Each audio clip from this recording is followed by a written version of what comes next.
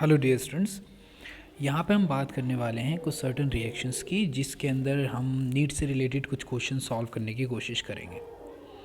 तो जो भी क्वेश्चन अभी तक नीट्स में पूछे गए हैं और कुछ ऐसे क्वेश्चन जो एक्सपेक्टेड हो सकते हैं कि इन फ्यूचर हमसे पूछे जा सकते हैं एग्जामिनेशंस में, उनकी प्रैक्टिस यहाँ पे करने वाले हैं। ठीक, तो बेसिकली ये टेस्ट जो है ये डिज़ाइन है बाय केमिस्ट्री टाइम्स के या एमटीजी के थ्रू। तो हम इस टेस्ट के अंदर उन क्वेश्चंस के बारे में डिस्कस करेंगे, बिकॉज इसका एक आइडिया है कि इस तरह के क्वेश्चंस आ सकते हैं। एंड नीट का जो एग्ज़ाम होना है वो 5 मई को होना है 2025 में, तो आप उसके अकॉर्डिंगली यहाँ से प्रिपेयर कर सकते हैं। ठीक, इट इज़ ऑल अबाउट के how you understand the things, and अगर आप इस क्वेश्चंस को बार बार रिपीट करेंगे तो how this things will help you to score well in your upcoming examination. That is why it is really important. All right. The first and the very most important thing here, that is they are asking about the azo coupling reaction. देखिए, जब भी बात होती है azo coupling reaction की तो कुछ चीज़ें हैं जो आपको समझ लेनी चाहिए, क्योंकि एजो कपलिंग के अंदर सर्टन चीज़ों में जो सबसे ज़्यादा बेसिक चीज़ें मुझको लगती हैं जो आपको समझना बहुत ज़्यादा ज़रूरी है अगर आप इस एग्ज़ाम की तैयारी कर रहे हैं। तो those could be like we are here talking about कि जैसे मैं आपको बताऊं कि कपलिंग रिएक्शन में होता क्या है। जब आप डाइजोनियम सॉल्ट की बात करते हो तो हम यहाँ पे बात करते हैं पहले डाइजोनियम सॉल्ट का फॉर्मेशन कैसे करते हैं हम। ऑलराइट, मैं थोड़ा पेज को बड़ा कर लेता हूँ। ठीक है, जैसे फॉर एग्ज़ाम्पल कोई भी आपके पास एरोमेटिक प्राइमरी अमीन है। ठीक, तो लेट्स से मैंने यहाँ पे एनिलीन ले लिया, यहाँ पे लगा होगा NH2 और ये है मेरी बेंजीन रिंग। जब मैं इसकी रिएक्शन करवाऊँगा सोडियम नाइट्राइड और साथ में HCl से, और टेम्परेचर आप रख सकते हैं 0 डिग्री से लगभग 5 डिग्री सेंटीग्रेड तक का टेम्परेचर। यहाँ पर ये इतने टेम्परेचर पे लगभग स्टेबल रहता ही है। ठीक, जब आप रिएक्शन करवाओगे तो आपके पास कुछ ये बन के आएगा। यहाँ पे जो लगा है यहाँ पर हो जाएगा कुछ ऐसे। ठीक, इधर पॉजिटिव चार्ज है और ये Cl लग जाएगा इस जगह पर, इधर नेगेटिव चार्ज हो गया। ठीक है, इसको बोलते हैं हम benzene diazonium salt.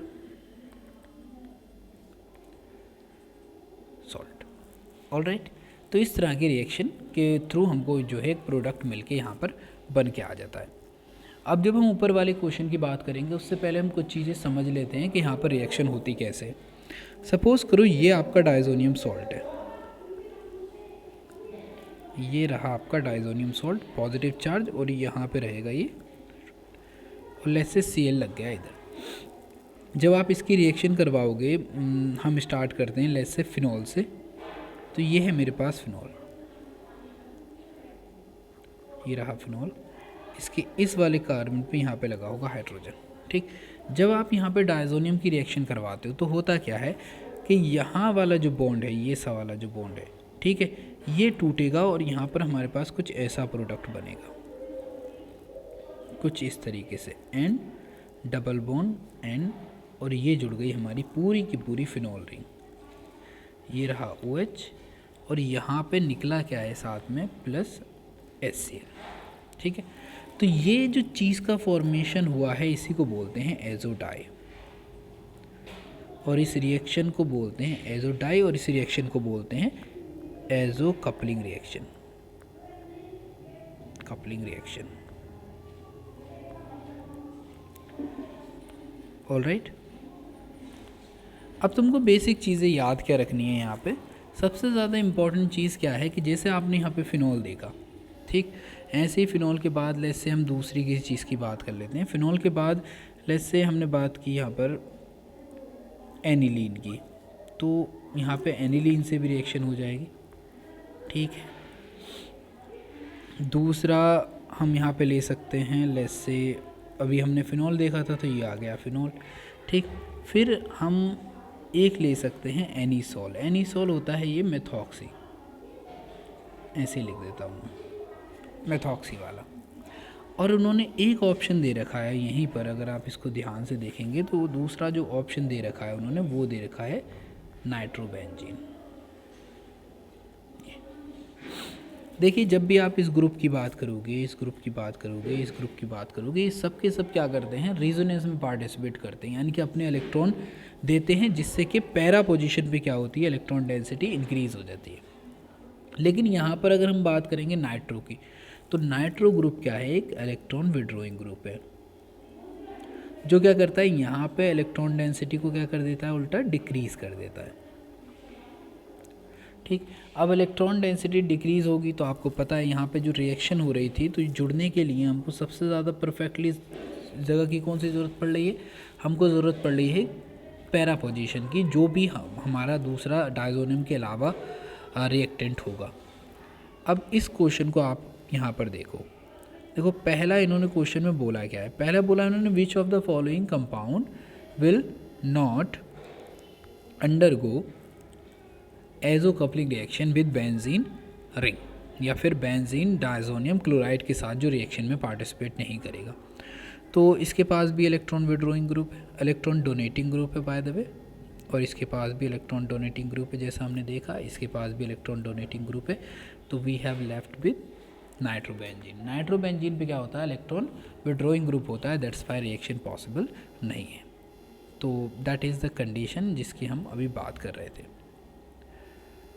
All right, now we are moving to the second question. If you understand that ना, तो बेसिकली आप इस चीज़ को रिलेटेबल ठहरा सकते हो और उसकी वजह से आपको आंसर मिल जाएगा।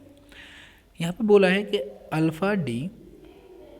Alpha D glucose and beta D glucose differ from each other due to difference in the carbon with respect to what, यानी कि कौन से कार्बन की वजह से ये एक दूसरे से डिफरेंट होते हैं। अगर हम इस तरीके से बात करें तो size of hemiacetal ring 9 वे, साइज़ तो दोनों का सेम ही होता है, हेमी एसिटल रिंग हो या फिर दोनों ही एक तरीके से 6 मेंबर आ जाते हैं टोटल, तो उसका तो कोई लेना देना है ही नहीं। Number of OH group 9 way, number of OH group से भी कोई लेना देना नहीं है। ठीक, एक वर्ड है कॉन्फ़िगरेशन और एक होता है कॉन्फॉर्मेशन। कॉन्फॉर्मेशन जो वर्ड है दैट इज़ यूज्ड लाइक जो बॉन्ड होते हैं उनका अरेंजमेंट कैसा होता है, जो एक दूसरे से एडजेसेंट बॉन्ड होते हैं उनका अरेंजमेंट कैसा होता है। लेकिन हम जब भी बात करते हैं अल्फ़ा की और बीटा की, तो यहाँ पे सिर्फ और सिर्फ हम बात करते हैं सिर्फ और सिर्फ जो कुछ ऐसा होगा, लेट्स से मैं बना ही देता हूँ, ठीक, यूँ, तो या तो OH यहाँ हो, ठीक, और या फिर दूसरी वाली रिंग में क्या होगा, बस वो थोड़ा सा डिफरेंस हो जाएगा, या फिर OH यहाँ, ठीक है। तो ये चीज़ वेरी करती है, और इसके लिए हमारे लिए सबसे अच्छा पॉइंट है वो बात करता है कॉन्फ़िगरेशन की। तो कन्फॉर्मेशन का मतलब होता है 2 एडजेसेंट कार्बन एटम का अरेंजमेंट स्पेस में, but over here we are talking about only AP, जो हाँ यहाँ पर एक तरीके से जो सिंगल कार्बन है उसके ऊपर OH किस तरीके से अरेंज होगा उसकी हम यहाँ पर बात कर रहे हैं, ठीक है। These both are anomers of each other, alright. तो यहाँ पे तुमको इस चीज़ को ध्यान रखना है। तो हमारा जो बीटा और अल्फ़ा है उसी को हम यहाँ पर बेस मानकर चलेंगे। नेक्स्ट क्वेश्चन है कि if delta H is change in enthalpy and delta U is change in internal energy accompanying a gas reaction, then क्या होने वाला है, कि यानी कि आप मान के चलें कि आपका जो डेल्टा H है वो चेंज इन एंथैल्पी है और जो आपका डेल्टा U है चेंज इन इंटरनल एनर्जी है। Then internal energy accompanying a gaseous reaction, कोई इंटरनल एनर्जी ऐसी जिसके अंदर कोई गैसियस रिएक्शन हो रही हो, तब बताना है कि यहाँ पर क्या होने वाला है। तो पहला कह रहे हैं delta H is always greater than delta U। आपको रिलेशनशिप याद होगा, रिलेशनशिप होता है इसका delta H equal to delta U plus P delta B, ठीक है। इसको हम और रिप्लेस करते हैं, जैसे हम लिख देते हैं delta H equal to delta U plus delta NGRT, कुछ ऐसे। तो delta H is always greater than delta U, gaseous reaction है तो कन्वर्टिव हो सकता है ये, तो एज सच अभी हम इसको कॉन्फिडेंस में नहीं ले सकते। Delta H is always lesser than delta U, ऐसा भी नहीं हो सकता। And next is delta H great less than delta U only if the number of moles of the product is greater than the number of moles of the reactant, यानी कि reactant के जो number of moles होंगे वो अगर कम होते हैं product से, तब डेल्टा एच लेस देन होगा डेल्टा यू। फिर बात करते हैं delta H is less than delta U only if the number of moles of the product is less than that of number of moles of the reactant. तो अगर आप उस question को, इस इक्वेशन को ध्यान से देखें, then you will get your answer कि लेट्स से ये डेल्टा जी होता है, ये होता है number of gaseous moles of product minus number of gaseous moles of reactant. ठीक है, number of gaseous moles of reactant. तो इन्होंने बोला क्या है लास्ट पॉइंट में, अगर आप एक बार फिर से इसे ध्यान से देखें कि जो number of moles of product हैं अगर वो कम हो जाए रिएक्टेंट से, ठीक, तो आपका जो डेल्टा यू है वो ज़्यादा हो जाएगा किससे, डेल्टा एस से। तो it is the truth, it is the truth. यहीं पे क्या होगा, ये आपका करेक्ट आंसर बन जाता है। Next question that we are going through right now, it is saying which of the following are arranged in the increasing order of their bond strength. Bond strength के इंक्रीजिंग ऑर्डर के basis पे इसको arrange कीजिए। इसको हम समझने की कोशिश करते हैं। पहले हम समझते हैं बॉन्ड ऑर्डर के लिए कोई जो हमारे पास छोटी मोटी ट्रिक है वो किस तरीके से हम यूज़ कर सकते हैं। लेट्स से जब भी आप नंबर ऑफ इलेक्ट्रॉन काउंट करते हो, नंबर ऑफ इलेक्ट्रॉन जब भी आप काउंट करते हो तो how the things goes, let's say कि यहाँ पर अगर आप नाइट्रोजन की बात करो N2 की, तो it has number of electron total अगर हम बोलेंगे 2 एटम है तो 2 के लिए हमने 2 यूज़ किया, इंटू 7 यानी कि 14, और इसका बॉन्ड ऑर्डर होता है 3। अब लेट्स से जैसे ही तुम 14 से 15 पे जाओगे बॉन्ड ऑर्डर हाफ घट जाएगा यानी कि 2.5 हो जाएगा। देन 16 पे जाओगे तो ये 2.0 हो जाएगा। लेट मी करेक्ट इट,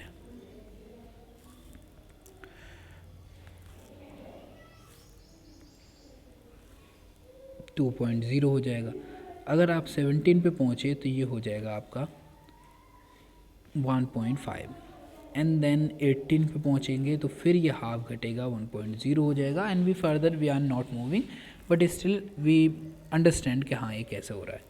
ऐसे क्या होता है 14 से जब हम बैकवर्ड जाते हैं तो यहाँ पे 13 पे हो जाता है 2.5, सिमिलरली 12 पे ये हो जाता है 2.0, and similar like that if we go through like 11 then it comes out to be 1.5, and here at 10 it comes out to be let's say 1.0,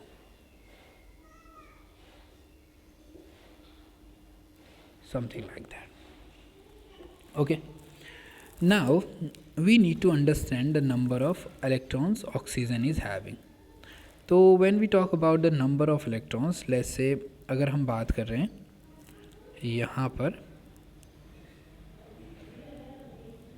इस ऑक्सीजन के बारे में, तो let's say यहाँ पर ऑक्सीजन है, 2 ऑक्सीजन है, तो 1 oxygen is having 8 electron, then the 2 oxygen comes out to be like 8 into 8 16, and एक चार्ज है तो यहाँ पर हो गया 17। ऑलराइट, यहाँ पर नंबर ऑफ इलेक्ट्रॉन हो गए 16, यहाँ पर 16 और एक पॉजिटिव चार्ज आ गया तो ये हो जाएगा 15, एंड देन यहाँ पर आ जाएगा हमारा कि तो 16 था एंड 2 नेगेटिव चार्ज हैं तो ये हो जाएगा हमारा 18। Now you must have remember जो हमारा यहाँ पर आया है, let's say we are talking about this one कि जिसका 18 इलेक्ट्रॉन थे, हम जानते थे कि उसका बॉन्ड ऑर्डर था हमारे अकॉर्डिंग 18 इलेक्ट्रॉन वाले का 1.0। सिमिलरली जो 17 वाला था उसका था 1.5 एंड जो 15 वाला था उसका था वी रिमेंबर 2.5 और this one was 2.0। Alright, now we need to arrange them according to, इन्होंने बोला है कि increasing order of the bond strength, कि जितना ज़्यादा बॉन्ड ऑर्डर होता है, आपको याद ही होगा कि bond order is directly proportional to bond strength. तो भाई जितना ज़्यादा बॉन्ड ऑर्डर होगा उसकी स्ट्रेंथ भी क्या होगी, उतनी ही होगी। ठीक, तो सबसे कम हमारा रहा यहाँ पर, that is for this one. तो आपको देखना है कि इंक्रीजिंग ऑर्डर के लिए हमको पहले 2 नेगेटिव वाला ये ऑप्शन आ गया, ठीक है, 18 इलेक्ट्रॉन्स वाला। And then we move to 17 वाले पर जाएंगे तो 1.5, तो यानी कि ये आ गया हमारा सेकेंड वाला। देन वी मूव टू 16 वाले पे जाएंगे क्योंकि वो 2.5 है, और देन तो इसका आंसर हो जाएगा बी वाला। थोड़ा सा बस ध्यान रखना है चीज़ों को। अगर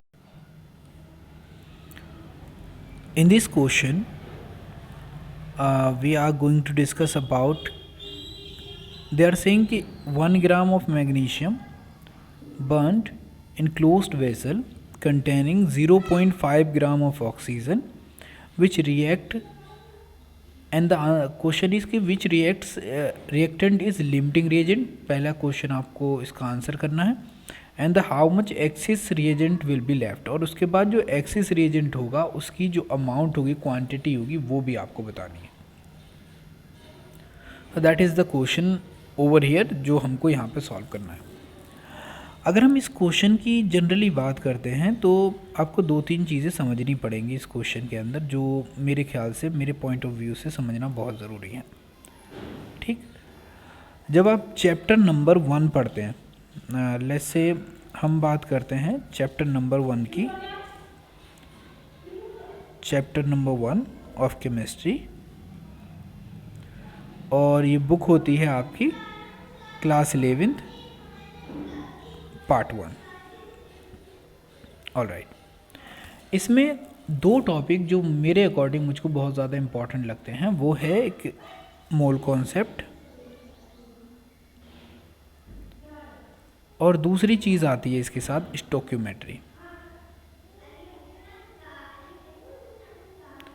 and that question is comes from that itself, ये क्वेश्चन भी वहीं से आया है। अब इस क्वेश्चन को सॉल्व करने के लिए हमको क्या करना पड़ेगा वो हम थोड़ा सा देख लेते हैं। लेट्स से कि ये क्वेश्चन है और we are going to solve it.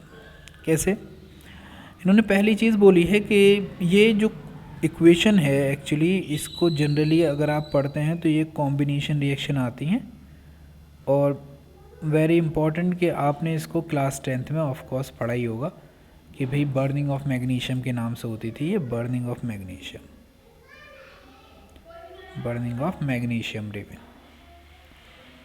ठीक, रेविन, यहाँ पे इसको वायर भी बोल दें। ठीक, और वहाँ पे एक चीज़ होती थी कि it Burns with dazzling flame, तो थोड़ा बहुत तो याद होगा तुम्हें, डिजलिंग ब्राइट फ्लेम। ठीक, और it form a white colour powder. Let's say start from here onward. हमने देखा कि यहाँ पे होगा क्या, ये मेरे पास मैग्नीशियम है, I am going to burn it, when it will burn it will form magnesium oxide and we balance the equation, that is the balanced equation.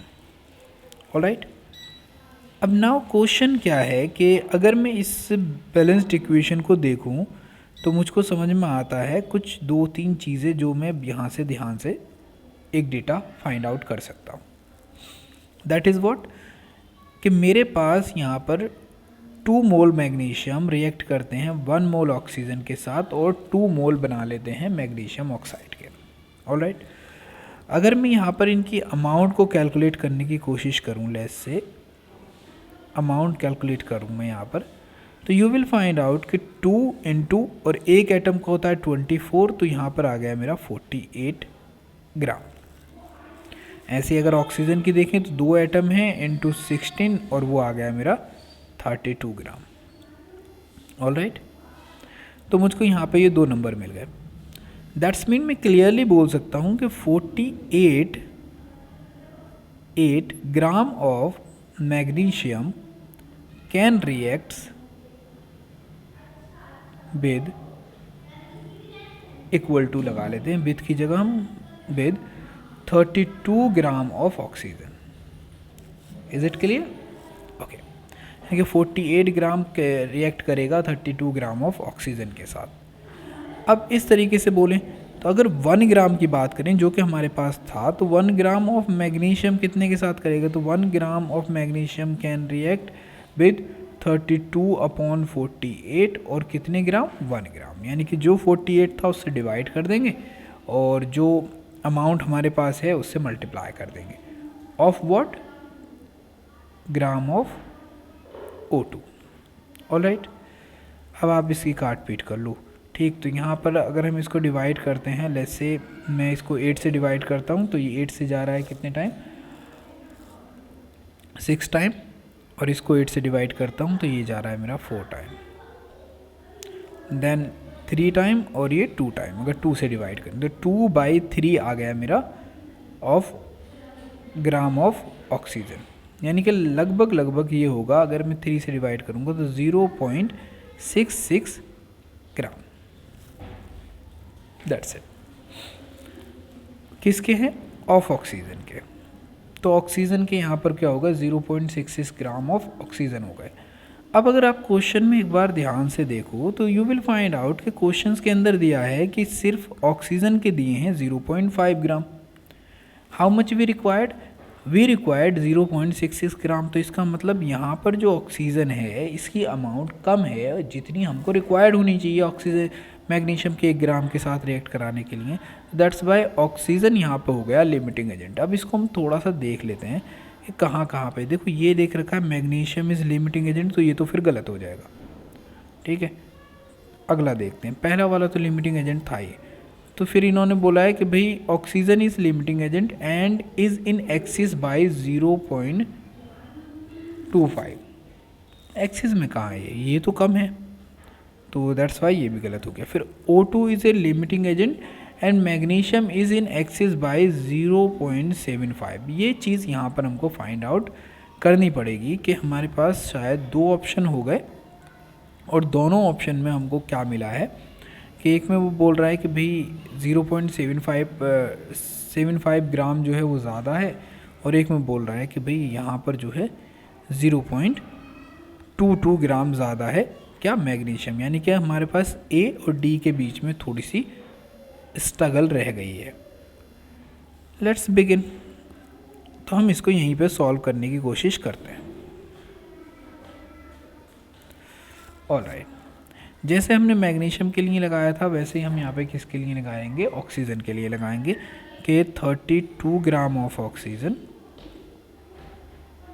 Oxygen मतलब O2, रिएक्ट्स कितने के साथ? 48 ग्राम ऑफ मैग्नीशियम के साथ। Alright, then से oxygen का कितना दिया है? 0.5 ग्राम ऑफ ऑक्सीजन रिएक्ट करेगी 48 डिवाइड बाई 32 इंटू 0.5। ठीक है, इसको भी डिवाइड करोगे तो यहाँ पर 3 आ जाएगा, यहाँ पर 2 आ जाएगा जैसे हमने पहले किया था। ठीक, और हमारे पास हो जाएगा 3/2 इंटू 0.5। यानी कि अगर मैं इसको काट पीट करता हूँ इसकी तो आंसर आ रहा है मेरा लगभग 0.75। ठीक, 0.75। ऑलराइट, 5 से इसको डिवाइड करेंगे तो ये हो जाएगा 1.5। 1.5 का हाफ क्या होता है? 7.5 भी होता है। ये ग्राम ऑफ आ गए मेरे किसके? मैग्नीशियम के। ठीक, यानी कि मैग्नीशियम की मुझको इतनी अमाउंट रिक्वायर्ड है, लेकिन मेरे पास है कितनी? 1 ग्राम। तो 1 ग्राम मतलब तो एक्सिस में कितना होगा? तो एक्सिस में हो जाएगा एक्सिस बराबर 1.00 minus 0.75। Okay, that comes out to be 0.25 gram. ये क्या है? ऑफ मैग्नीशियम का एक्सिस अमाउंट है। तो यहाँ पर ऑप्शन नंबर कौन सा सही होगा? क्वेश्चन का option number 1 is the correct answer. तो इस तरीके से इस क्वेश्चन के आंसर को आप लेकर आ सकते हैं। अब इसमें डिपेंड करता है कि तुम्हारी कितनी अच्छी प्रैक्टिस है जितनी बेटर तुम्हारी प्रैक्टिस होगी इतने बेटर तुमको रिजल्ट मिलने के चांसेस हैं। Okay okay, now here the borax is converted into be boron by the following steps. All right, देखिए अगर आप अभी नीट की तैयारी कर रहे हैं ना, तो नीट के एग्ज़ाम में लगभग पी ब्लॉक से कोई भी क्वेश्चन मैंने तो बहुत टाइम से देखा नहीं है, तो ये क्वेश्चन जो है पी ब्लॉक का क्वेश्चन है, जिसके अंदर जनरली क्या होता है कि सेपरेशन सिखाते हैं बोरोन का। ठीक, लेकिन अगर क्वेश्चन आ गया है तो हम बात कर लेते हैं। जब बोरॉक्स की बात होती है तो जनरली बोरॉक्स का फॉर्मूला होता है, मैं यहाँ लिख देता हूँ, Na2B4O5 OH का होल 4 डॉट 8H2O, ये होता है अक्सर बोरॉक्स का फॉर्मूला। ठीक है, बहुत ज़्यादा स्लिप होता है दिमाग से ये। अब इसको अगर हम हीट करेंगे तो हमारे पास एक एसिड बनता है, जो एसिड ये बन के आ जाता है इसी को बोलते हैं ऑर्थोबोरिक एसिड। ऑर्थोबोरिक एसिड, ठीक। The similar acid is formed in hydration of the alkenes. जब हम हाइड्रेशन ऑफ एल्कीन करवाते हैं तो वहाँ पर भी क्या होता है, सिमिलर एसिड ही फॉर्म होता है। ठीक, और ये रिएक्शन हमेशा होती है in the presence of acid. ठीक, तो पहला ऑप्शन तो हमको यहाँ पे मिल गया कि हमको रिएक्शन करवानी है एसिड के साथ। तो हमारे पास कितने ऑप्शन है एसिड वाले, तो यानी कि बेस वाला ऑप्शन तो हमारा गया। ठीक, फिर इसके बाद इन्होंने हीट किया है तो ऑफ कोर्स यहाँ से रिमूवल होगा वाटर का, और जैसे रिमूवल ऑफ वाटर होता है तो यहाँ पे क्या कर लेते हैं, इसको 2 टाइम कर लेते हैं यूँ। ठीक है, और हमारे पास बच के आता है ये B2O3। B2O3 हीट करने के बाद फिर आता है कि अगला हमको क्या करना है। तो देखिए, अगर आपने रिएक्टिविटी सीरीज़ को ध्यान से पढ़ा होगा तो शायद आप इस क्वेश्चन का आंसर बड़े बेटर तरीके से समझ भी पाएंगे और दे भी पाएंगे। ठीक, तो यहाँ पर जो भी चीज़ें बोरोन से ऊपर आती हैं और मोर रिएक्टिव होती हैं, वही क्या करती हैं, बोरोन को डिस्प्लेस कर सकती हैं और यहाँ पे ऑक्सीजन के साथ वो जुड़ सकती हैं। ठीक है, सिल्वर देखो बहुत नीचे होता है तो of course that is not a correct option. Carbon भी हम नहीं कर सकते तो ये भी करेक्ट ऑप्शन नहीं है। तो हमारे पास बचा क्या, मैग्नीशियम, तो यहाँ पर आना चाहिए ऑफ कोर्स मैग्नीशियम। ठीक, अगर यहाँ पर एसिड होता और एल्युमिनियम दिया होता तो फिर हम इसके बारे में सोच सकते थे, लेकिन ऑप्शन यही सवाल करेक्ट है। तो उसके लिए तो मैं रिएक्टिविटी सीरीज़ के गो थ्रू जाना ही पड़ेगा। विदाउट उसके गो थ्रू हुए आपको क्वेश्चन के आंसर में बहुत बड़ी वाली दिक्कत आने वाली है। फिलहाल इस तरह के क्वेश्चन मुझको नहीं लगता कि कोई बनने के चांसेस हैं, लेकिन फिर भी रेडी रहना बहुत अच्छी बात है। क्वेश्चन नंबर 7 पर आ गए हम। क्वेश्चन नंबर 7 में बोला है कि if delta not E cell of a given reaction has a negative value, यानी कि इसकी वैल्यू क्या है, निगेटिव है। Which of the following gives the correct relationship for the value of delta G and K equilibrium. Alright, देखिए जब भी delta not E cell की वैल्यू निगेटिव होगी तो पहली चीज़ जो यहाँ पे क्लियर हो जाती है कि सेल इज़ नॉट वर्किंग। ठीक, तो पहली चीज़ तो कि सेल काम कर ही नहीं रहा है, और काम नहीं कर रहा है तो इसका मतलब डेल्टा जी नॉट की वैल्यू पॉजिटिव ना होकर कैसी होनी चाहिए, निगेटिव ना होकर कैसी होनी चाहिए, पॉजिटिव होनी चाहिए। तो पहले ऑप्शन हमको ये फाइंड आउट करना है कि कहाँ कहाँ पर इनकी वैल्यू पॉजिटिव दे रखी है। ठीक, फार्मूला तुमको ध्यान नहीं है तो मैं एक बार फिर से इसको डिस्कस कर लेता हूँ, क्योंकि फार्मूले का ध्यान होना बहुत ज़रूरी है। लेट्स से हम यहाँ पे फार्मूले के बारे में थोड़ी सी बात कर लेते हैं। जब भी आप बात करते हो डेल्टा जी की, ठीक, तो डेल्टा जी की वैल्यू कुछ ऐसी होती है, डेल्टा जी इक्वल टू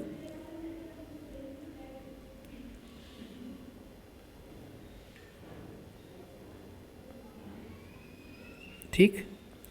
अब कोई भी रिएक्शन अगर फिजिबल हमको बिठानी है कि कोई भी रिएक्शन फिजिबल है तो वहाँ पे डेल्टा जी स्टार की वैल्यू क्या होनी चाहिए, हमेशा निगेटिव होनी चाहिए। यानी कि जब भी डेल्टा स्टार की वैल्यू निगेटिव होगी, ठीक, वो रिएक्शन क्या हो जाएगी, फिजिबल हो जाएगी।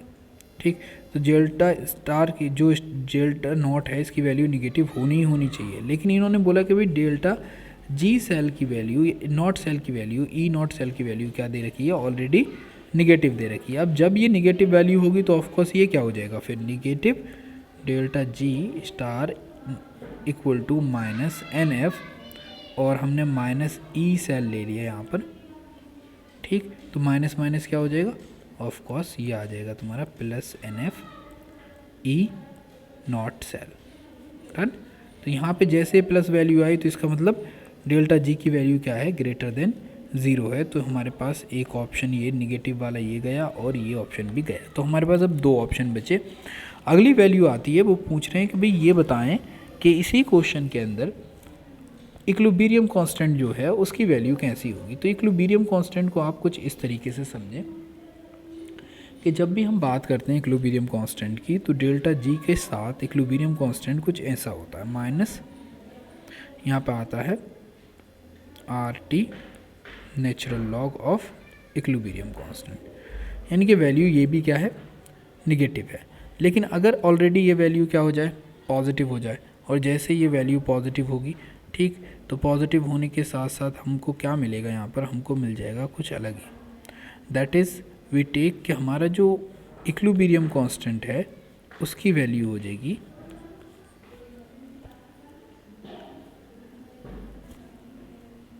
इक्विलिब्रियम कांस्टेंट की वैल्यू यहाँ पर आ जाएगी हमारी greater than 1, that is in the favour of option number 1, ठीक। तो यहाँ पे जब तुम 1 जो है वो ग्रेटर देन है के इक्विलिब्रियम से, तो इसका मतलब 1 से कम वैल्यू हो जाएगी यहाँ पर आपकी। तो आपको ये 1 के अराउंड ही वैल्यू मान के चलनी है। तो ऑप्शन आपका ये सा वाला सही हो जाएगा, ठीक।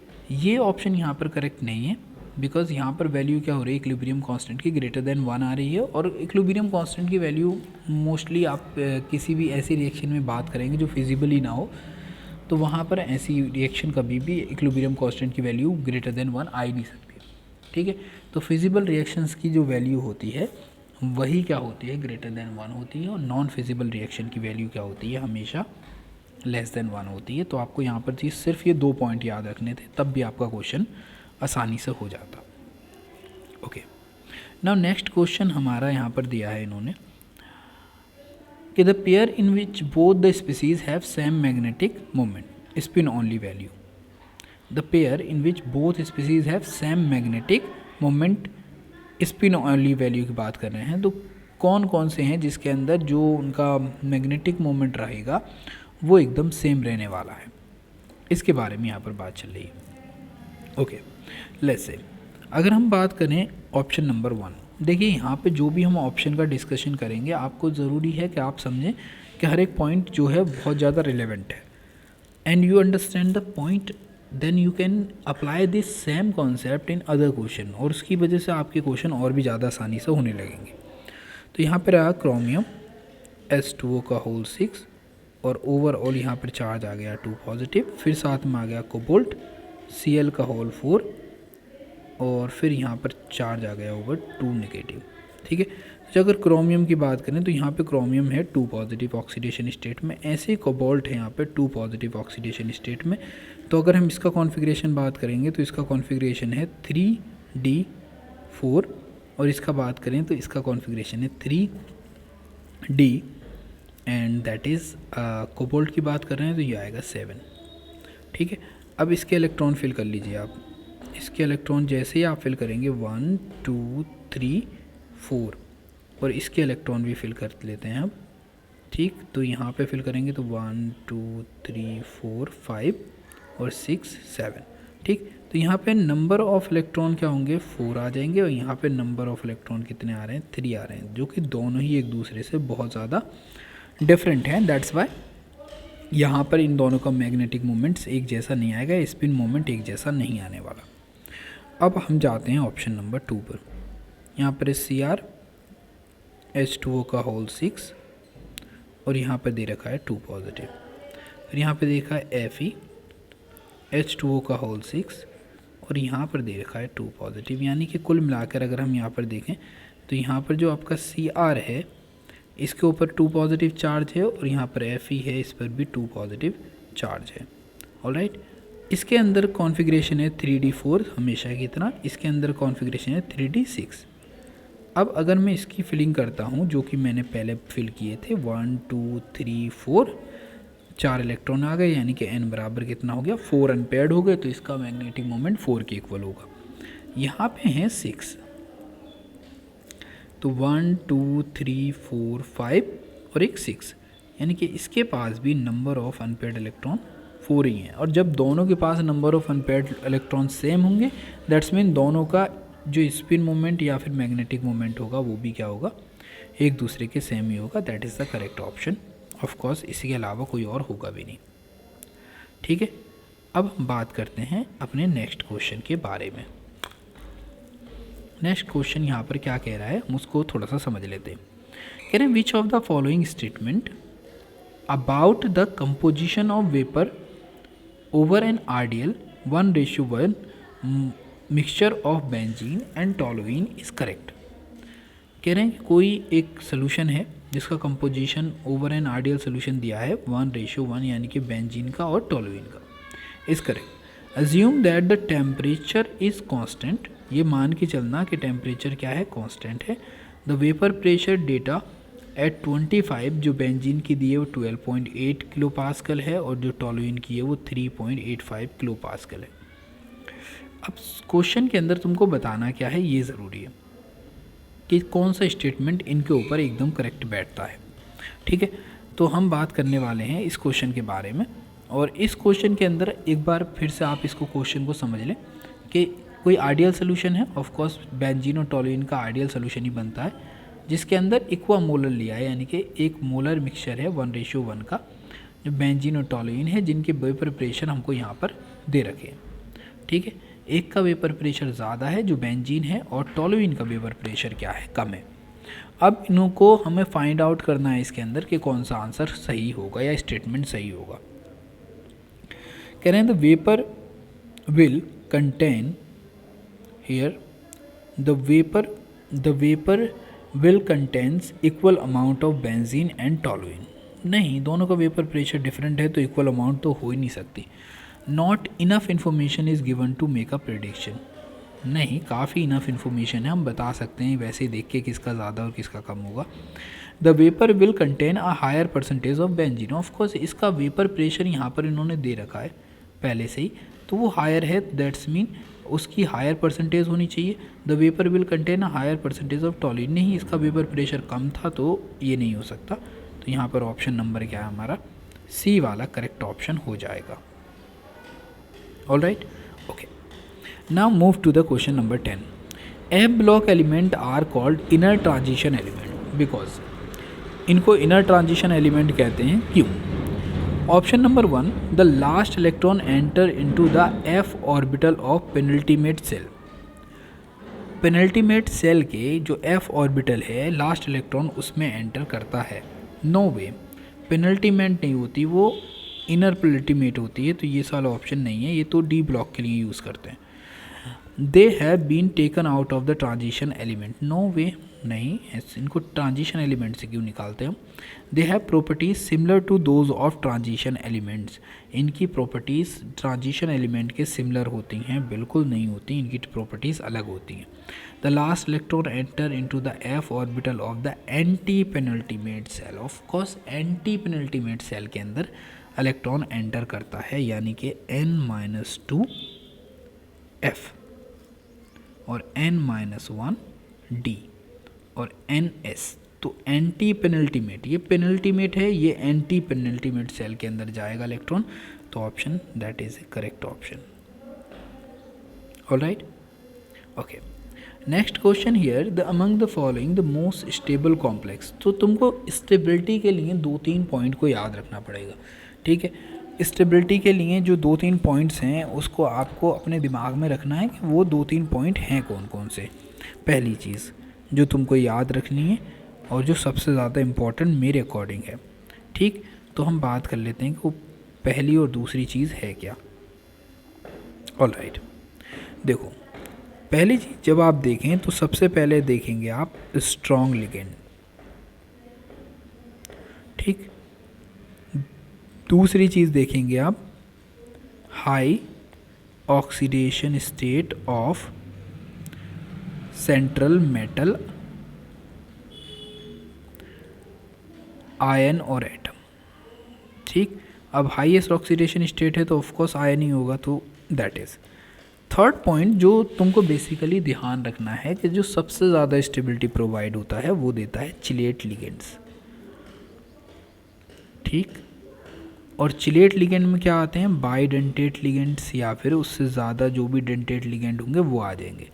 तो अब यहाँ पर अगर हम देखें ये मोनोडेंटेट है, मोनोडेंटेट लिगेंड है, ये मोनोडेंटेट लिगेंड है और ये भी मोनोडेंटेट लिगेंड है। यहाँ पर सिर्फ और सिर्फ ये क्या है, ऑक्सीलेटो है, दे रखा है हमको। ऑक्सीलेटो की स्ट्रक्चर कुछ ऐसी होती है। तो सिर्फ और सिर्फ एक ही लिगेंड है ऑक्सीलेटो, दैट्स वाई ये बाइडेंटेट लिगेंड है। ये मेटल के साथ क्या करेगा, रिंग का फॉर्मेशन कर लेगा। 5 मेंबर रिंग बनेगी इसकी, 5 मेंबर्ड रिंग। दैट्स वाई हम यहाँ पर क्या बोल के चलते हैं इसको कि that is a what we call, कि यहाँ पर आपका स्ट्रॉन्गेस्ट बिहेवियर आ जाएगा। Enthalpy of CH4 plus half, okay let me make it correct for once. कह रहे हैं enthalpy of CH4 plus half O2 CH3OH is negative. यानी कि आपके पास एक रिएक्शन है, आपके पास एक रिएक्शन है जो इन्होंने दे रखी है। कौन सी रिएक्शन है कि ये है आपके पास CH4 plus half O2 reaction होती है, बन के आता है CH4OH। और इस रिएक्शन की जो एंथैल्पी है ये कह रहे हैं वो निगेटिव है। All right, I understand. कह रहे हैं if the enthalpy of combustion of CH4 and CH3OH are X and Y respectively then which relation is correct. Okay, तो यानी कि अगर कंबसन करा दो आप इसका और इसका, तो सपोज़ करें हम इसी की बात कर लेते हैं कि हमने कंबसन करवाया CH4 का। जब हम ऑक्सीजन के साथ कंबसन करवाएंगे, late me make it correct first, तो पहले इक्वेशन लिख लो CO2 और फिर आ जाएगा हमारा 2 टाइम H2O, यानी कि कुल मिला के मुझको यहाँ पे मिल गए 4 ऑक्सीजन, ठीक। इक्वेशन मेरी बैलेंस्ड हो गई। तो इसकी जैसे ही सपोज़ करो मेथेन को हम जब भी जलाते हैं, हमको सबको पता है इस बारे में कि जब भी हम मेथेन जलाएंगे तो हीट बाहर निकलेगी, यानी कि प्रोसेस क्या होगी, एक्सोथर्मिक। एक्सोथर्मिक होगी तो मतलब ये होना चाहिए, X होना चाहिए माइनस X। ऐसे अगर हम बात करें मेथेनॉल की, मेथेनॉल को अगर मैं जलाता हूँ तो ये भी बनाएगा ऑफ कोर्स CO2 बनाएगा और साथ में बना लेगा वाटर। ऑलराइट, तो यहाँ पर ऑक्सीजन एटम कितने निकले वो देख लेते हैं पहले। 2 2 4 और यहाँ पर हो रहे हैं हमारे 2 और 2 2 और 1 3 6 हो रहे हैं। तो हमको कितने चाहिए यहाँ से, सिर्फ और सिर्फ 4 एटम चाहिए थे हमको। दैट्स वाई हम क्या करेंगे, यहाँ पर इसको मल्टीप्लाई करा देंगे हम कुछ ऐसे कि लेट्स से मैं इसको क्या कर देता हूँ 3 और डिवाइड बाई 2 कर देता हूँ। 6 का आधा होता है 3 मतलब हाँ मेरा काम सेट हो गया। अब यहाँ पे मेथेनॉल भी जब भी जलता है तो ये जलने के बाद क्या देता है, ऑफ कोर्स ये देगा एनर्जी, और वो भी कैसा होगा, एक्सोथर्मिक। तो -y इसकी भी वैल्यू आ गई। ऑलराइट, अब क्या करना है हमको देखना क्या है कि जब आप इस इक्वेशन को देख रहे हो ध्यान से, ठीक, और आप ऊपर वाली इक्वेशन को भी देखें एक बार ध्यान से, तो आप दोनों इक्वेशन में कुछ सिमिलरिटी पाएंगे। कैसी सिमिलरिटी, चलो आप उसी को डिस्कस कर लेते हैं अभी एक बार। मैंने इस इक्वेशन को और ये जो मेरी इक्वेशन 1 और 2 आई है, जैसे मैं इसको इक्वेशन 1 मान लेता हूँ, इसको इक्वेशन 2 मान लेता हूँ। अब मुझको करना क्या है कि लेट्स से मैं इक्वेशन जो मेरी इक्वेशन 1 है, इक्वेशन 1 में से सब्सट्रैक्ट करता हूँ इक्वेशन नंबर 2 को। जैसे ही मैं सब्सट्रैक्ट करूँगा आई विल फाइंड आउट कि यहाँ पर इक्वेशन कुछ ऐसे बन के आ जाएगी, CH4 प्लस हाफ O2 और ये आ गया तुम्हारा CH2OH। मैं इसको और डिटेल में भी एक्सप्लेन कर सकता हूँ, लेकिन अभी we are going through the process, तो दैट्स वाई हम उसको इतना ही समझने की कोशिश करेंगे। अब ये सी वाली जो वैल्यू है ये सिमिलर आ रही है इस वाली इक्वेशन की तरह, तो हम यहाँ पे मान लेंगे कि डेल्टा जो H है मेरा वो क्या होगा, उसमें से मैंने पहली इक्वेशन ये थी मेरी, तो मैं इसको मान रहा था -x, और इसमें से मैंने सब्सट्रैक्ट किया था इस वाली को, तो यहाँ पे हो जाएगा मेरा माइनस, सब्सट्रैक्ट किया है मैंने y को, ठीक। अब इसकी वैल्यू ऑलरेडी मेरे पास कैसी आई थी, निगेटिव आई थी, तो यहाँ पे ये माइनस एक्स और यहाँ पे आ जाएगा माइनस माइनस प्लस वाई। यानी कि अगर मैं क्या करता हूँ, इसको निगेटिव वैल्यू को यूं करके रखता हूँ y माइनस एक्स, तो that's mean what it is meant by. तो जैसे सपोज करो मैं इस वाले x को इधर लेकर गया, ठीक, तो माइनस माइनस क्या हो जाता, प्लस हो जाता, ठीक। तो इस कंडीशन में अगर आप इस वैल्यू को ध्यान से देखेंगे तो यू विल फाइंड आउट कि तुम्हारा जो आंसर होगा उसके अंदर ये वैल्यू सब्सट्रैक्ट कर रही है जब y से, ठीक, या y से इसकी वैल्यू सब्सट्रैक्ट होती है, तब कहीं जाकर तुमको y की वैल्यू मिलेगी जो कि कम होगी। किससे कम होगी, यानी कि हम बोल सकते हैं कि x is greater than y, ठीक है, क्योंकि टोटल ओवरऑल वैल्यू क्या आ गई, निगेटिव आ गई। अगर हम y से सब्सट्रैक्ट करते हैं x को तो वैल्यू निगेटिव आएगी, तो इसका मतलब क्या है, निगेटिव आएगी तो इसकी वैल्यू ज़्यादा होनी चाहिए, ठीक, और इसकी वैल्यू कम होनी चाहिए। तो कम के मतलब in terms of like negative value, negative value में ज़्यादा और कम की बात चल रही है, तो इसका मतलब क्या है, यहाँ पर x क्या होगा, ग्रेटर होगा किससे, y से। तो हमारा यहाँ पर आंसर हो जाएगा यही सवाल जो हमने अभी बात की है, यानी कि हम जिस ऑप्शन के साथ अभी जाने वाले हैं वो ऑप्शन है हमारा, लेट्स सी कौन सा ऑप्शन है।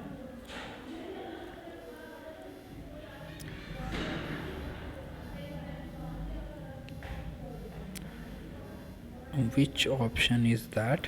Okay, option number A, x is greater than y। अगर still you don't understand this तो प्लीज़ एक कमेंट्स कर देना, हम इसके ऊपर एक प्रॉपर वीडियो बना लेंगे। क्योंकि अक्सर क्या होता है कि जब भी आप इस तरह की वीडियो देखेंगे या फिर कोई भी चीज़ देखते हैं तो वहाँ पे सबसे बड़ा कन्फ्यूज़न ये आता है कि निगेटिव वैल्यूज़ में हम कंफ्यूज हो जाते हैं और हमको पता ही नहीं चल पाता कि निगेटिव, मोर निगेटिव का मतलब क्या है और लेस निगेटिव का मतलब क्या है। जैसे फॉर एग्जांपल आपसे एक क्वेश्चन जनरली आपको ध्यान होगा कि highest entropy electron gain enthalpy किसकी होती है, तो हम हमेशा याद रखते हैं कि हाईएस्ट का मतलब होता है ज़्यादा पॉजिटिव, लेकिन हम बात करते हैं क्लोरीन की इलेक्ट्रॉन गैन एंथैल्पी के केस में, क्योंकि उसकी ज़्यादा निगेटिव होती है। तो that is the main point. अगला क्वेश्चन है question number 13। Here, which of the following organic compound exhibit positive Fehling test as well as iodoform test? यानी कि कौन सा कंपाउंड है जो Fehling टेस्ट भी एग्जिबिट करता हो और iodoform टेस्ट भी एग्जिबिट करता हो, इन दोनों के बारे में क्वेश्चन पूछा गया है। Alright, okay. अगर मैं तुमसे पूछूं एक सवाल कि जब भी हम बात करते हैं टेस्ट की और वो भी कार्बोनिल कंपाउंड के केस में, then there are certain things that maybe you still understand them कि किस तरीके से ये चीज़ें वेरी करती हैं, ठीक। तो इसमें अगर मैं बात करूं फेलिंग टेस्ट की, तो फेलिंग टेस्ट की कुछ लिमिटेशंस हैं। फेलिंग टेस्ट अगर हम बात कर रहे हैं तो ये सिर्फ़ और सिर्फ एल्डिहाइड के थ्रू दिया जाता है, लेकिन उसके साथ एल्डिहाइड के साथ उसका एलिफेटिक होना बहुत ज़रूरी है। यानी कि अगर वो एरोमेटिक है तो ये टेस्ट कभी भी पॉसिबल नहीं होगा। तो ये तरीका भी है कि एलिफेटिक और एरोमेटिक एल्डिहाइड को डिस्टिंग्विश कर सकते हैं हम बाय द फेलिंग टेस्ट, ठीक है। अब दूसरा बात करते हैं हम आयोडोफॉर्म टेस्ट के बारे में। आयोडोफॉर्म टेस्ट के बारे में तो जब भी बात आयोडोफॉर्म टेस्ट की आती है then you need to remember कि किसी भी कंपाउंड के पास जिसके पास भी आपको कार्बोनिल ग्रुप मिल जाए, जनरली इसकी बात करते हैं, तो ये सा वाला ग्रुप मिल जाए मिथाइल कार्बोनिल ग्रुप, तो वो क्या करता है, आयोडोफॉर्म टेस्ट दे देता है। अब चाहे ये एरोमेटिक में हो या नॉन एरोमेटिक में हो, तो इसका तो कोई इस बात से लेना देना है ही नहीं, ठीक। अब हम यहाँ पे अगर इसी सवाल की बात करेंगे तो लेट्स से इन्होंने ऑप्शन दे रखे हैं हमको इतने सारे। तो पहली चीज़ हम यहाँ पर देखते हैं मैथेनल। मैथेनल के पास देखो आयोडोफॉर्म वाली एबिलिटी तो है ही नहीं। मैथेनल को तो हम बड़े अच्छे से जानते हैं, मैथेनल का फॉर्मूला ये है। तो अगर ये फेलिंग टेस्ट तो देगा, ठीक, क्योंकि इसके पास एल्डिहाइड ग्रुप है। लेकिन अगर हम यहाँ पर आयोडोफॉर्म टेस्ट की बात करें तो दैट विल बी फेल्ड। तो दैट्स वाई ये तो ऑप्शन हमारा होने से रहा। फिर इसके बात करते हैं हम एथेनॉल की, ठीक। तो एथेनॉल के बारे में मैं बता दूं आपको कि एथेनॉल के साथ क्या होता है कि जब भी हम एथेनॉल की रिएक्शन कराते हैं, ठीक, जब भी हम एथेनॉल की रिएक्शन कराते हैं तो एथेनॉल की हम फेलिंग सोल्यूशन के साथ अगर रिएक्शन करवाएंगे तो यहाँ पर कोई भी रिएक्शन नहीं होगी। लेकिन अगर हम यहीं पर आयोडो फॉर्म की बात करेंगे तो ये रिएक्शन देगा, तो यहाँ पर हमारा फेलिंग में ये भी चला गया। फिर बात करते हैं हम प्रोपेनोन की। ठीक, तो प्रोपेनोन का फॉर्मूला आप एक बार देख लो, तो ये फॉर्मूला होता है प्रोपेनोन का, यानी कि एसीटोन का। अब इसके अंदर हमको ये ग्रुप तो मिल गया, तो मतलब फेलिंग टेस्ट के तो ये बाहर ही है बिल्कुल। लेकिन अगर हम दूसरी तरफ देखें इस वाली साइड को, तो then we come to know कि भैया ये आयोडोफॉर्म टेस्ट तो देगा, तो ये एक कंडीशन हमारी सेटिस्फाई नहीं कर रहा। अब बात करते हैं हम एथेनल की। तो एथेनल के केस में आ गया ये पहली कंडीशन हमारी फेलिंग सोल्यूशन वाली क्वालिफाइड, एंड दूसरी कंडीशन हमारी आयोडोफॉर्म टेस्ट वाली that is also qualified. That's why the correct option is this. इस तरीके से हम इन क्वेश्चंस को बड़ी आसानी से अप्रोच कर सकते हैं। Okay, now we are to next question. और यहाँ पे बोला है the common features among CO, CN minus, NO positive A। जो CO है और साथ में दे रखा है उसके CN और माइनस, और साथ में देख रखा है NO पॉजिटिव, कह रहे हैं कि इसके अंदर कोई कॉमन फीचर्स बताओ। तो पहली चीज़ ऑप्शन नंबर A इन्होंने दिया है यहाँ पर क्लियरली मेंशन करके कि भाई देखो the bond order 3 and iso electronic, कि इन तीनों के अंदर उनका मानना है कि जो बॉन्ड ऑर्डर होता है वो 3 होता है और ये सब के सब क्या हैं, आइसो इलेक्ट्रॉनिक होते हैं। ठीक, अगला ऑप्शन इसी के अंदर उन्होंने देखा है bond order 3 and weak field ligands होते हैं। तो नो वे आप इसकी बात करो, ये दोनों तो स्ट्रॉन्ग फील्ड हैं ही, स्ट्रॉन्ग फील्ड लिगेंड, ठीक है, और वो भी स्ट्रॉन्ग फील्ड ही है, लगभग मॉडरेट के अंदर आ जाता है वो। ठीक है, तो ये ऑप्शन हमारा इनकरेक्ट हो जाएगा। The bond order 2 and the pi acceptor, तो देखो ये पाई एक्सेप्टर होता है लेकिन ये नहीं होता, तो यहाँ पे ये कंडीशन ख़त्म हो गई। Bond order 3 and pi donor, तो बॉन्ड ऑर्डर 3 और पाई डोनर, तो पाई डोनर नहीं होता, पाई एक्सेप्टर होता है ये सवाला। ठीक, तो हमारे पास क्या बचा है, ये सारा ऑप्शन बचा है, यानी कि हमारा ऑप्शन ए क्या होगा, करेक्ट होगा। इसको कैसे देखना है देखें, अगर ज़रा इन्होंने बोला है आइसो इलेक्ट्रॉनिक, क्योंकि बॉन्ड ऑर्डर तो तीनों के अंदर हमको पता है कि यहाँ पर जो C ट्रिपल बॉन्ड O होता है, यहाँ पर भी ये कुछ ऐसा होता है और ये भी यहाँ पर कुछ ऐसा ही होता है। ठीक, तो कंडीशन कुछ इस तरीके से रहती है। तो ट्रिपल बॉन्ड तो तीनों में है।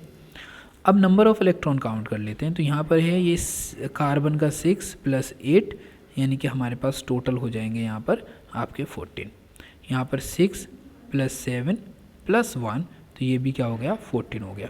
यहाँ पे देखेंगे आप तो यहाँ पे होगा 7 कार्बन नाइट्रोजन का, ऑक्सीजन का 8 - 1, तो यहाँ पे भी क्या आ रहा है 14। तो यानी जो हमारी कंडीशन पहले वाली है वो कम्प्लीटली यहाँ पर क्वालिफाई कर जाती है।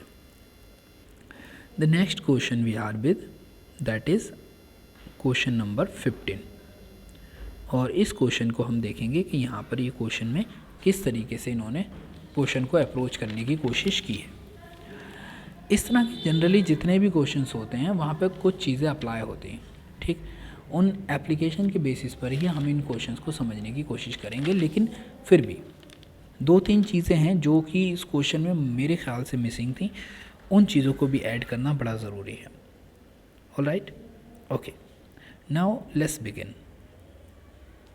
अगर हम इस क्वेश्चन में देखें तो इन्होंने पूछा है सबसे पहली चीज़ कि आपके पास कोई सेल है, जो सेल दे रखा है इन्होंने, फिर उसके बाद द सॉल्युबिलिटी प्रोडक्ट कांस्टेंट दे रखा है AgBr का, AgCl का, और वो दे रखा है 5 × 10⁻13 and 1 × 10⁻10। Then what would be the ratio of the concentration of Br- and Cl- ion when EMF of the cell will be 0, यानी कि जब भी आपका cell EMF will be 0, in that condition आपको बताना है कि आपके Br- की कंसंट्रेशन और Cl- की कंसंट्रेशन का रेशियो क्या होगा। ठीक है, इन दोनों का रेशियो बता देना है। Br- और Cl- के रेशियो के बारे में पूछा गया है कि भाई ये क्या होगा अगर कंसंट्रेशन का जो रेशियो है वो 0 हो जाए तो इस क्वेश्चन के आंसर के लिए हमको क्या करना पड़ेगा, इस क्वेश्चन को एक बेटर तरीके से सॉल्व भी करना पड़ेगा, जब हम सॉल्व करेंगे तो ऑफ कोर्स हमको आंसर भी मिल जाएगा। ऑलराइट, अगर मैं इस रिएक्शन को ध्यान से देखूं, ठीक, तो आप एक बार इसको ट्राई करें और समझने की कोशिश करें कि ये रिएक्शन चल कैसे रही है। Alright, okay. यहाँ पर जब आप रिएक्शन को देखेंगे तो हमेशा जब भी हम सेल नोटेशन लिखते हैं तो इस साइड में होता है जिन चीज़ों का ऑक्सीडेशन हो रहा है, और इस साइड आता है सॉल्ट ब्रिज, और फिर इस साइड आता है जिन चीज़ों का रिडक्शन हो रहा है। ऑलराइट, तो ऑक्सीडेशन से हम हमेशा बढ़ते हैं रिडक्शन की तरफ। यानी कि लेट्स से सपोज करूँ कि ये मेरे पास था AgBr, ऑलराइट, और यहाँ पर मैं क्या करता हूँ कि ये जो AgBr है इसके साथ अगर मैं सीरियल को मिक्स करूँ तो मेरे पास बन के आ जाएगा of course AgCl plus Br minus. इस तरीके से मेरे पास सपोज करो कुछ बन के आया। Understand, I am going through the same process कि मैं इस तरीके से मान के चल रहा हूँ। अब अगर मैं नर्स इक्वेशन लगाऊँ तो यहाँ पर आएगा E cell equal to E not cell minus 0.059 upon N, और यहाँ पर आएगा लॉग, और लॉग के अंदर मैं लिखूँगा ऊपर Br की कंसंट्रेशन डिवाइड बाई Cl की concentration. Understand, number of electron कितने एक्सचेंज हो रहे हैं, तो of course number of electrons यहाँ पर एक्सचेंज हो रहे हैं। सिल्वर ही दिया है हमको दोनों तरफ, तो सिल्वर यहाँ पर N की जगह पर हम क्या लिख सकते हैं, 1 लिख सकते हैं। इसकी वैल्यू ऑलरेडी क्या हो सकी है, 0 हो चुकी है। इसकी वैल्यू हमको निकालनी है, तो उसके लिए हमको जाना पड़ेगा इलेक्ट्रोकेमिकल सीरीज़ में, और जब आप इलेक्ट्रोकेमिकल सीरीज़ में जाओगे तो इसकी वैल्यू अराउंड आती है हमेशा की तरह।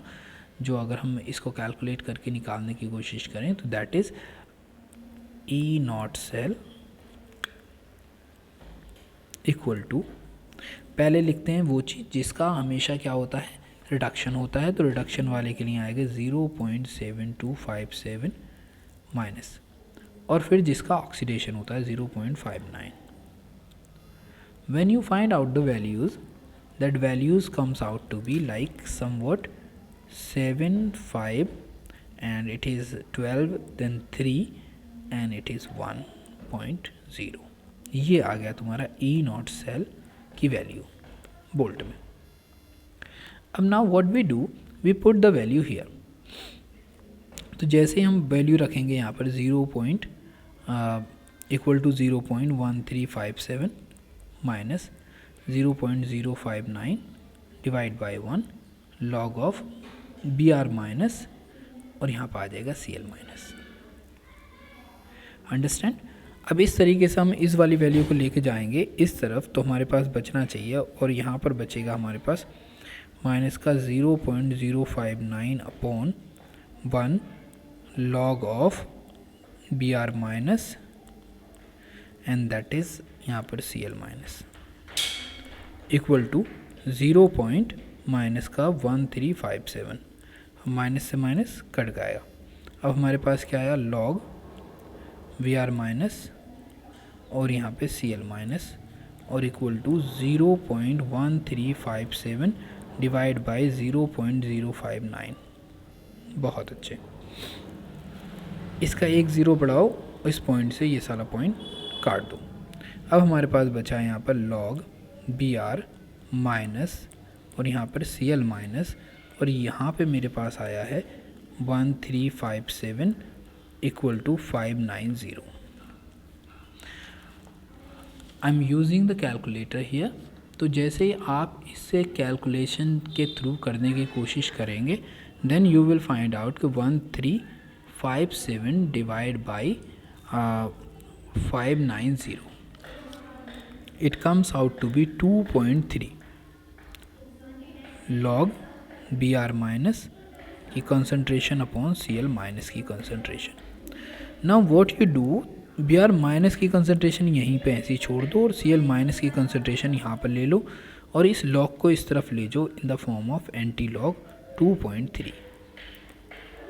Now you need to solve for the anti log.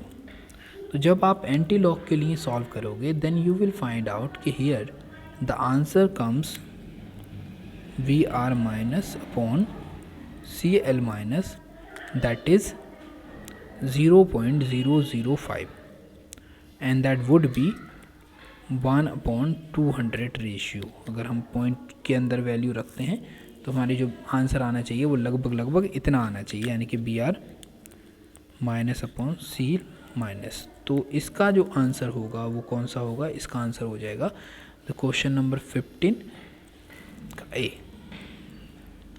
It is like that. तो इस तरीके से आप इसके क्वेश्चन को अप्रोच कर सकते हैं और इसका एक करेक्ट आंसर फाइंड आउट कर सकते हैं। ठीक है, now we are on question number 16। इस क्वेश्चन में इन्होंने बोला है कि आपके पास क्लोरोफॉर्म है, आपको मैच करना है मिक्सचर को कौन सी टेक्निक के थ्रू सेपरेट किया जा सकता है। ठीक, तो it is itself topic from class 11th की जो सेकंड बुक होती है उसके अंदर जो आप लास्ट में हाइड्रोकार्बन पढ़ते हैं तो वहीं से ये टॉपिक लिया गया है। इस क्वेश्चन को अगर आप ध्यान से देखेंगे तो यू विल फाइंड आउट कि यहाँ पे दिया है क्लोरोफॉर्म एंड एनिलीन। तो यहाँ पे क्लोरोफॉर्म है और एनिलीन है, इसको हमको क्या करना है? सेपरेट करना है। तो हम कौन सी वाली टेक्निक यूज़ कर सकते हैं? ठीक है, तो लेट्स से हम बात करते हैं सबसे पहले नेफ्थलीन एंड सोडियम क्लोराइड की। तो नेफ्थलीन जो है एक सब्लिमेटिंग रिएजेंट है, यानी कि खुद ब खुद ये सब्लिमेट हो सकता है, सोडियम क्लोराइड नहीं हो सकता। तो हमेशा डी वाले का क्या होगा? सेकंड वाला होगा। अब हम देखते हैं, देखो डी वाले का सेकंड यहाँ पे भी दिया है, डी वाले का सेकंड यहाँ पे भी दिया है, और मेरे ख्याल से एक आध ऑप्शन और होगा वहाँ पे दे ही देते। ठीक, तो ऑफकोर्स यहाँ पे भी दिया है। ओके, देन हमारा सी वाला एक ऑप्शन एलिमिनेट हो गया। फिर हम जाते हैं दोबारा से, तो फिर दिया है उन्होंने क्लोरोफॉर्म एंड एनिलीन। तो हम जानते हैं क्लोरोफॉर्म जो है एक वॉलेटाइल मटेरियल है बहुत अच्छे से, और एनिलीन जो है वो क्या है? इसमें हाइड्रोजन बॉन्ड होते हैं तो ये लिक्विड स्टेट में रहना पसंद करेगा। तो इसको अगर हम सेपरेट करें तो इनके दोनों के टेम्परेचर में वैसे भी काफ़ी डिफरेंस होता है। तो हमारा ऑप्शन हो जाएगा थर्ड वाला, यानी कि एक तरीके से डिस्टिलेशन की बात कर रहे हैं। स्टीम डिस्टिलेशन तो बहुत ज़्यादा टेम्परेचर अगर सिमिलर हो तब यूज़ करते हैं। ठीक है, तो यहाँ पे आ गया हमारा डिस्टिलेशन। तो डिस्टिलेशन के केस में अगर हम आएंगे तो हमको पता चलता है कि भाई पहले वाले का थर्ड, तो पहले वाले का थर्ड ये दिया है लेकिन यहाँ पे नहीं है, तो इसका मतलब थर्ड ये भी है और ये सेकंड वाला हो गया। और एक आधा ऑप्शन में देख लेते हैं लास्ट वाले में, ओके ये भी थर्ड है, तो ये सा वाला ऑप्शन भी हमारे पास आ चुका है। ठीक है, अब बात कर लेते हैं हम फिर से सब्लिमेटिंग या क्रिस्टलाइन की सब्सटेंस की। तो लेट्स से अगर मैं बात करूँ यहीं पे, अगर इस वाले ऑप्शन में बात करते हैं, जैसे बी वाले में बेंजीन और नेफ्थलीन, तो बेंजोइक एसिड की बात करो तो, और दोबारा से नेफ्थलीन की बात करो तो, जैसे सपोज़ करो हम यहाँ पर एक ऑप्शन दिया है हमको कि नेफ्थलीन जो होती है वाटर में इंसॉल्युबल होती है, लेकिन बेंजोइक एसिड अच्छे से सॉल्युबल होता है वाटर के अंदर, क्योंकि ये हाइड्रोजन बॉन्ड का फॉर्मेशन करता है।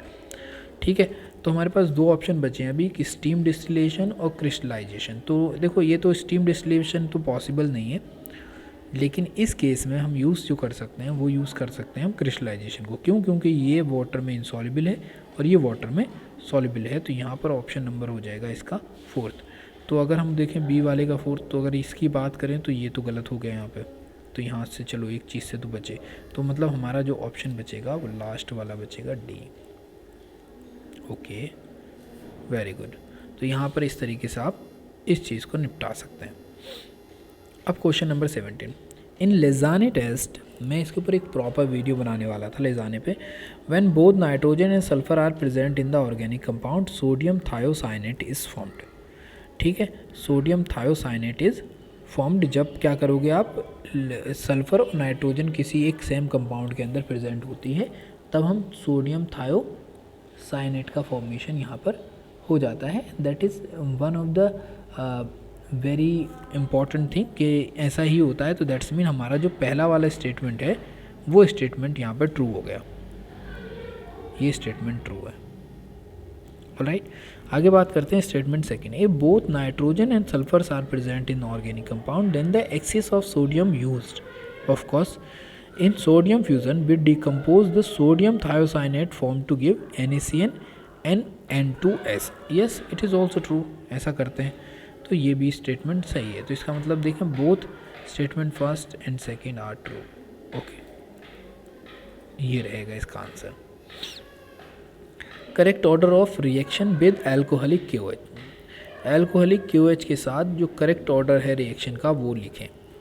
ठीक, तो हमको एक करेक्ट ऑर्डर डिफाइन करना है कि कौन सा वाला करेक्ट ऑर्डर होगा रेट ऑफ रिएक्शन का। तो देखो सबसे पहले अगर तुम बात करो यहाँ पर, तो पहले वाले ऑप्शन में बात करो और यहाँ पर ये जो है ये है यहाँ पर 1 2 यानी कि 2 डिग्री। ठीक है, ये क्या होगा 2 डिग्री हो जाएगा, लेकिन इसका एडजेसेंट जो है वो मिथाइल ग्रुप है। ठीक, तो यहाँ पे 1 2 3 2 डिग्री पे ब्रोमीन जुड़ा हुआ है, लेकिन यहाँ से जब हाइड्रोजन निकालेंगे सेट जेफ के अकॉर्डिंग तो वो क्या होगी मोर स्टेबल प्रोडक्ट बनेगा। ठीक, तो हमारा पहला ऑप्शन जो है, पहला जो सबसे ज़्यादा पहले आना चाहिए वो होगा हमारा आई मतलब ये वाला जो फर्स्ट है यही हमारा सबसे पहले आना चाहिए according to our data collected here. ठीक, तो हमारा इसमें भी पॉसिबल है, इसमें भी है, इसमें भी पॉसिबल है और इसमें भी पॉसिबल है, तो ये तो ऑप्शन गया। अब बात कर लेते हैं हम कि दूसरा कौन सा होगा। तो देखो भैया Br जो है वो एक गुड लिविंग ग्रुप है और ये यहाँ पर क्या है, यहाँ पर भी ये सेकेंडरी ही है और क्लोरीन जो है ये भी सेकेंडरी है। तो यहाँ पे Br एक गुड लिविंग ग्रुप होने की वजह से जो अगला होना चाहिए वो थर्ड वाला होना चाहिए। तो अगर हम यहाँ पे देखें फोर्थ है, नहीं हो सकता, यहाँ पे सेकंड है, ये भी नहीं हो सकता, यहाँ पे थर्ड है, तो एक तो ये आ गया। फिर इसके बाद देखो ये सेकेंडरी है और ये सा वाला Br प्राइमरी है, तो प्राइमरी की कंपेयर में जो सेकेंडरी होता है उसको हम ज़्यादा वैल्यू देते हैं, तो फिर से देखो ये आ गया और लास्ट में हमारा फोर्थ वाला आएगा, यानी कि option number B is correct. तो यहाँ पे कुछ सर्टन रूल्स हैं, अगर तुम उन्हें अप्लाई करोगे तो तुम्हारा आंसर आसानी से मिल जाएगा। ठीक है, अब हम बात करते हैं अपने अगले क्वेश्चन के बारे में। इस क्वेश्चन में बोला है कि देखो भाई कोई एक रिएक्शन है जिसके अंदर Ag2CO3 है, जिसको आप तोड़ते हो या आयोनाइज करते हो तो वो Ag पॉजिटिव और Ca2- बनाता है वाटर में डिसॉल्व करने पर। ऑलराइट, जिसके डेल्टा G की वैल्यू ये दे रखी है। Now you understand, positive value है। तो कह रहे हैं थर्मोडायनेमिक्स इक्विलिब्रियम कांस्टेंट बताइए एट 25 डिग्री सेंटीग्रेड। अब ये अगर मैं तुमको बताऊं लेट्स से, तो डेल्टा G का सबसे पहले हमको ज़रूरत है कि हमारे पास एक फार्मूला होना ही चाहिए। ठीक, तो हम डेल्टा G का फार्मूला सबसे पहले निकाल लेते हैं। ऑलराइट, तो हमारा जो डेल्टा G का फार्मूला होता है वो होता है delta G naught equal to minus RT ln K equilibrium. Done है। अब यहाँ पर K इक्विलिब्रियम की अगर हम वैल्यू की बात करेंगे तो K इक्विलिब्रियम जो होगा हमारा वो इक्वल टू होगा किसके,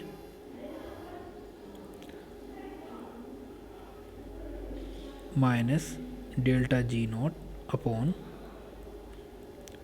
RT के। ठीक, लेट्स पुट द वैल्यू कि यहाँ पे पहले तो मैं इसको नेचुरल लॉग में बदल लेता हूँ, तो log K equilibrium equal to minus delta G naught upon 2.30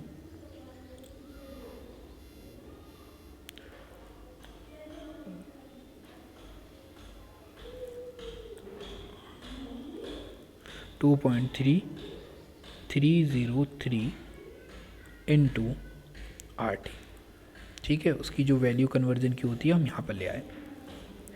अब हम क्या करेंगे, डेल्टा G की वैल्यू रखते हैं। तो डेल्टा G की वैल्यू दे रखी थी उसने 63.3, ठीक, डिवाइड बाई 2.303 इंटू यहाँ पर आ जाएगा तुम्हारा अगर हम R की वैल्यू रखते हैं तो 8.314 और इंटू टेम्परेचर है हमारा 25 डिग्री सेंटीग्रेड यानी कि 298 केल्विन। इसकी वैल्यू दे रखी थी kg किलो जूल के अंदर, तो यहाँ पे लिख देंगे हम 1000। ठीक, अगर मैं इन नंबर को काट पीट करता हूँ तो मेरे पास जो नंबर आता है इन द एंड ड्राइव होने के बाद, that I am doing it through the calculator because it will take a lot of time, otherwise without practice तो होगा ही नहीं है। 6.63.3 into 1000 and then divide by 2.303 and then divide by 8.314 and then divide by 298. It comes out to be 11.09. It is the value for the log k equilibrium. Alright, now we take the value as a, let's say, anti-log of 11.09. then what would happen that we need to look for. तो जब तुम इसकी value लेते हो 11.09 की value लोगे तो then ये जो पावर है दिस थिंग, ये नेगेटिव वाला नंबर था ये, तो ये जो पावर है we increase it to 1, that's why ये क्या हो जाएगी 10 की पावर -12, यानी कि आंसर मेरा लगभग जाना चाहिए अराउंड 12 के फॉर्मेशन में, and that would B this. अगर आप इसके लॉग की वैल्यू देखेंगे तो दैट इज़ ऑलमोस्ट सेम, तो दैट्स वाई इसका आंसर यही होगा. ऑलराइट, तो हम सिर्फ और सिर्फ पावर से भी अंदाज़ा लगा सकते हैं. बस ये 1.2 की जगह जो आएगा वो 8 आएगा, और 8 आने का रीज़न है ये 9, क्योंकि 9 अराउंड जो लॉग की वैल्यू होती है 9 वो 8 के लिए होती है.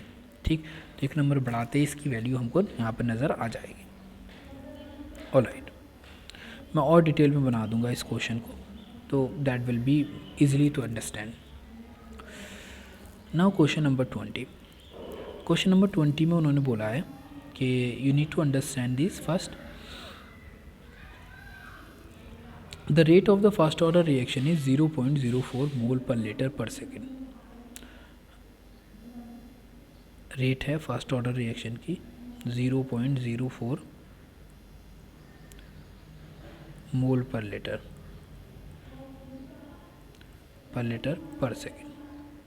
Alright, and then what it says कि at 10 second, that is also at 10 second, then rate 2 comes out to be 0.03 mole per liter at 20 second. कह रहे हैं after initiation of the reaction the half life period of the reaction is. तो कह रहे हैं half life period बता दो जैसे रिएक्शन स्टार्ट हुई है. In certain condition you know what happen, we need to use a formula. फार्मूले में हमको क्या करना होता है कि हमको कुछ बेसिक चीज़ों का ध्यान रखना है.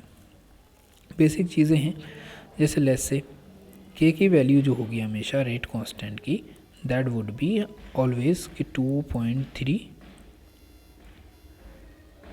let me remove this first.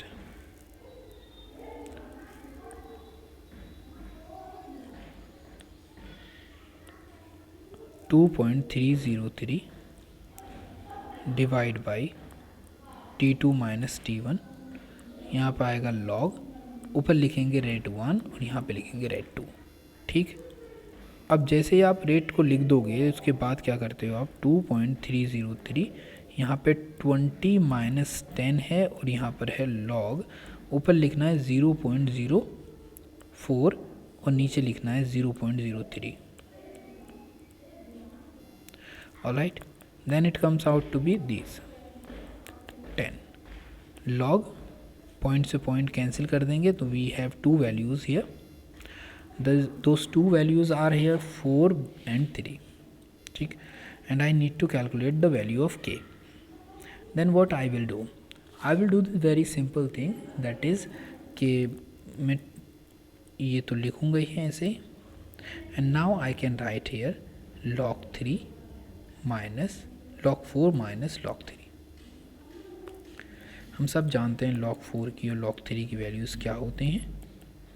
Then यहाँ पर आ जाएगा 0.6010 और यहाँ पर आ जाएगा 0.4771.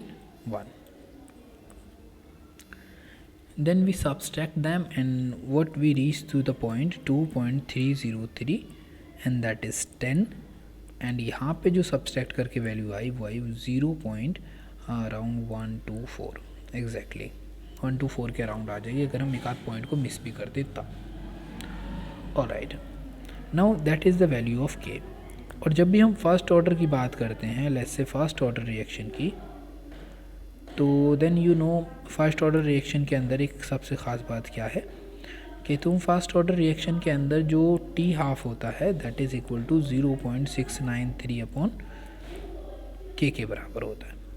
And we know the value of k now, then it is 0.693 divide by 2.303 into 0.124 divided by 10. This 10 will go up, and then we got 0.693 into 10 divided by 2.303 into 0.124. And when you subtract it, let me check. Okay, that is comes out to be, and that is T half, and here is the option number C. Got the answer, that is a C. तो इसको इस तरीके से कर सकते हैं, but you need to remember कि यहाँ पे जो कुछ भी वैल्यू आप लिख रहे हो वो वैल्यू किस तरीके से चीज़ों के साथ मैच कर रही है, that you need to understand very well. ठीक, okay. Now here the question number 21. We reach to 25 until then we solve it. Let's say the match list of one question, that is 16 gram of CH4। 16 gram of CH4 की अगर हम बात करें, हमको match कराना है इसको, तो 16 ग्राम ऑफ CH4 यानी कि 1 mole of methane and 1 mole of methane की बात चल रही है यहाँ पर। तो ऑक्यूपाई यहाँ पे पहले बोला इन्होंने 1 ग्राम ऑफ H2,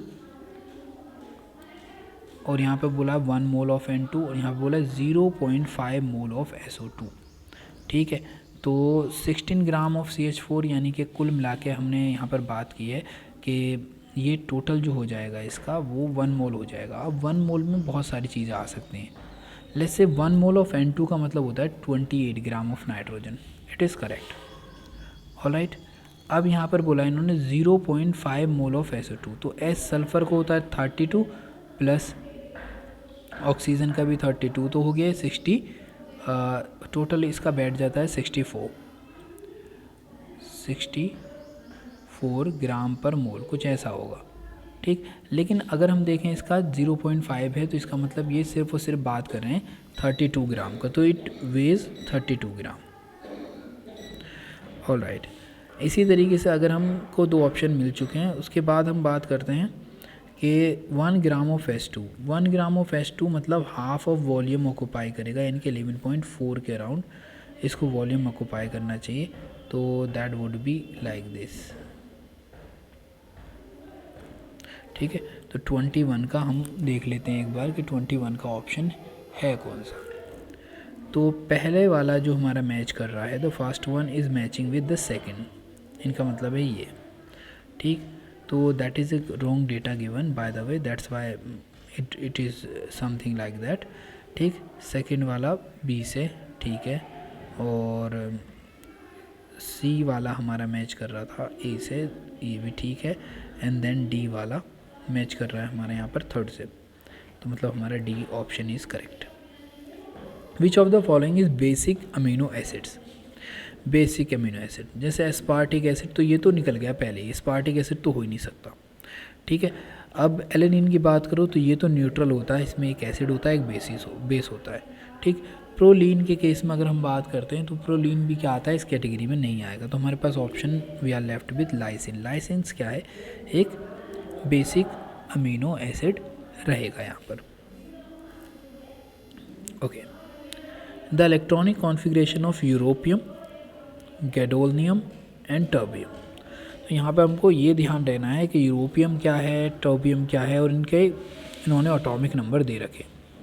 ठीक है, तो यहाँ पर हम इसके बेसिस पर अंदाज़ा लगाएंगे कि किसका कॉन्फ़िगरेशन कितना सही है। ऑलराइट, तो हमको स्टेबिलिटी को बेस मानना पड़ेगा। जैसे सपोज़ करें कि half filled orbitals are always very stable. ठीक है, तो यहाँ पर हाफ फील्ड ऑर्बिटल के केस की को हम यहाँ पर कंसिडर करके चलेंगे। जैसे यहाँ पर समझें 6 हैं, अगर इसमें एक इलेक्ट्रॉन और आ जाता तो that would be more stable. ठीक, तो इसका मतलब ये सब वाली कैटेगरी से बाहर हो गया। ठीक, यहाँ पर हमारे पास फिर सेम केस है, यहाँ पर ये सवाल है तो ये भी इस कैटेगरी के अंदर नहीं आएगा। तो हमारे पास दो ऑप्शन बचे। पहले अगर हम यूरोपियम का बेस मानकर चलते हैं तो यहाँ पर यूरोपियम का कॉन्फ़िगरेशन सेट है। अब हम चलते हैं दूसरे वाले पे, इसकी बात करें गैडोलियम की। ठीक है, तो यहाँ पे दिया है 7, इसमें 1 इलेक्ट्रॉन इसमें और 2 इलेक्ट्रॉन इसमें। यहाँ पे कर रखा है इन्होंने 8। तो देखो half field is always more stable, तो हम पहले इसी के साथ जाएंगे, फिर हम सोचेंगे इसके आगे वाले को, जिससे वो है टर्बियम। ठीक है, टर्बियम की अगर हम बात करें तो इन्होंने दिया 4f9 6s2, 4f9 6s2।